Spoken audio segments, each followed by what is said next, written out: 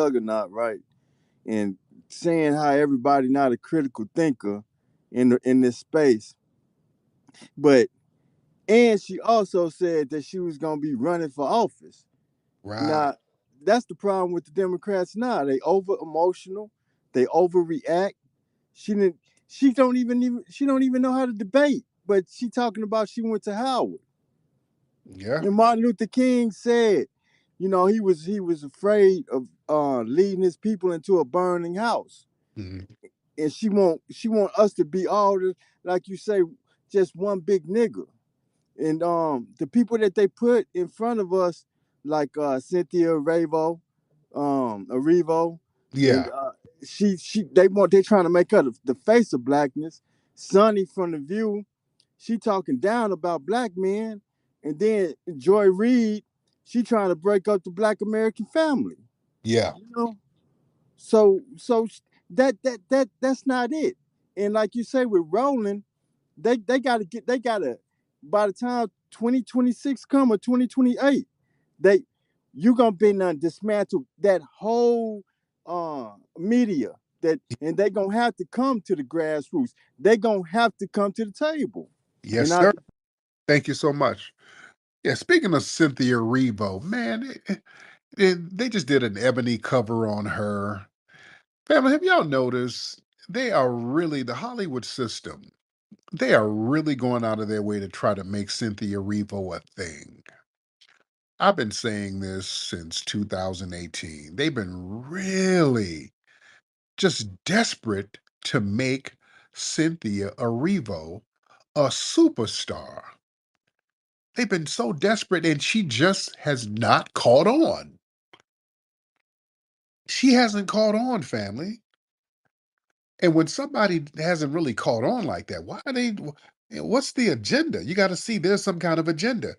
I mean, let's be real. Y'all don't. None of y'all have really seen no Cynthia Erivo movie, and we know that Ebony and Essence is immigrant run now. It's a Democrat shield immigrant run publication. Ebony ain't shit right now. It's all immigrants over there. And it's white run too, by the way. But they are desperate to make Cynthia Erivo a thing. They keep just really trying to promote her, and audiences don't really gravitate towards her like that. The white audience, we know it's not us. They don't. White audiences don't really feel her like that. We know we don't really rock with her. Let's be real. Can y'all remember watching a Cynthia Erivo film? Y'all didn't go see that Harriet movie. That's another thing. We don't listen with Cynthia Erivo, and we've seen some of the anti-FBA stuff she used to say with her and her homegirls, Lovey and all of them. They would talk down on our lineage. They've been doing that for years. Um, but the thing is, we don't gravitate towards her film because we can't feel her. The Majara spirit ain't there. Like with certain actors and actresses, the Majara spirit is there, so their acting skills they tap into it, and we can feel and we can connect with their that spirit of Majara that they have. We can connect with it. That's why, like Denzel, we connect with Denzel. When Denzel did Malcolm, for example, the Majara spirit was very real. Even he, when he was doing Malcolm, he said, "Hey man, some shit just took over me." There was some stuff coming from me that just kind of, I don't know where it came from. Yeah. There's a certain spirit and energy that we can connect to based on our lineage. When our good sister Angela Bassett played Tina Turner, that hit us. We connected with that. You understand? We connected with that role. We connected with the energy that she was displaying, that Majara spirit. That's why people do reenactments of what's love got to do with it now. You understand? There was a certain energy that was there with our actors and actresses. Wesley Snipes, Foundation of Black American Brother, New Jack City. There's an energy there that we connected with.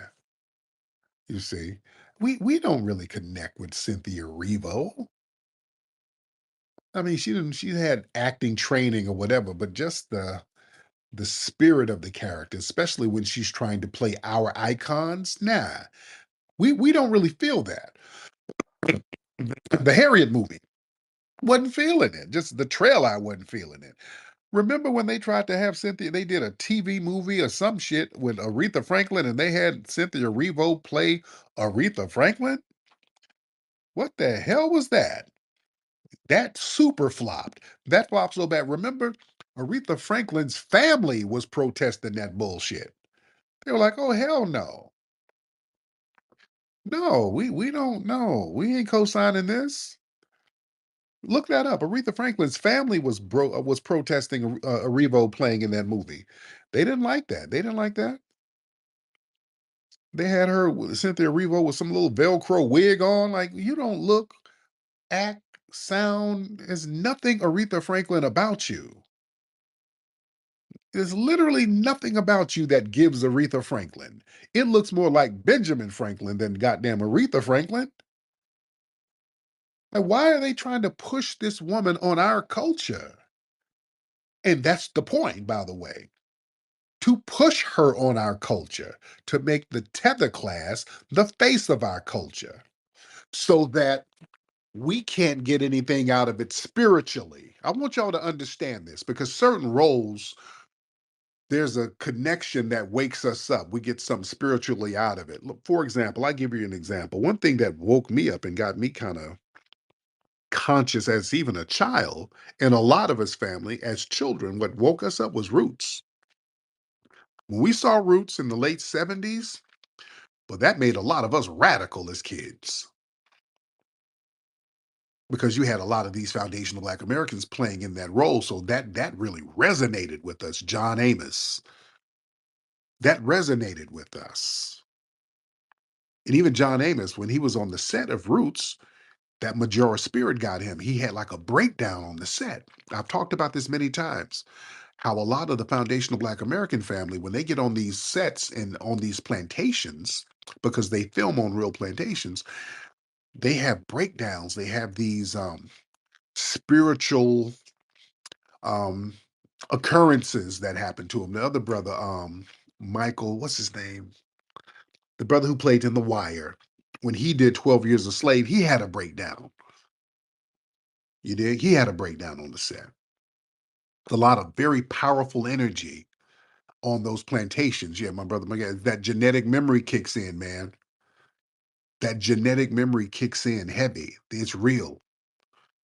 It's very, very real. That's why, like in New Orleans, Louisiana, that ancestral energy is extremely real. When they go on them plantations, you feel it. When I'm over here in Texas now, like a couple of years ago, I took the family over to New Orleans and we went to some of the plantations. My mother and my wife and all of that. My mother, when she was on the plantation, it was overwhelming her, just the energy of it. She was like, "Okay, we're gonna have to leave in a minute, son. This is, it's kind of too much for me."